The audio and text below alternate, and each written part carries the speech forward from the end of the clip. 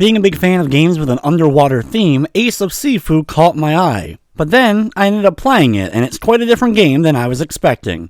But is Ace of Seafood like catching the big one, or should you just let this fish get away?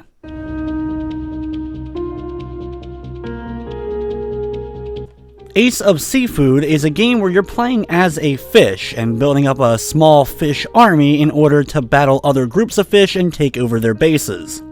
The game presents itself much more as like a mech or a battleship game than it does necessarily an underwater fish simulation.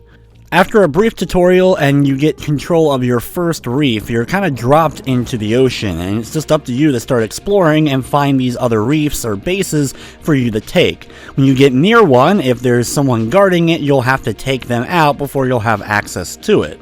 While you start off by selecting one fish, you'll quickly be able to get other fish by defeating them and getting their DNA, where you'll be able to breed new fish to have either in your squad or just to have as your playable fish. Each of the variety of different fish, and there is a fair amount of them, have different attack styles that they'll be able to initiate. A big part of whether or not you're going to be able to survive battles, though, is having a squad behind you to help out. Other fish that you end up breeding can be put into your squad. You can have a variety of different types or one steady type of fish in your squad, and you can also change up their AI to decide that they're going to be more defensive or if they're going to be more on the offensive. The game takes a bit in order to truly understand exactly what's going on, and even getting the controls down of your fish can be a bit difficult as they're not that fluent and can be a bit clunky at times. There's more than just the fish in the game. You'll have crustaceans you can play as, larger sea creatures, as well as even battleships that you'll be able to control and battle other creatures with.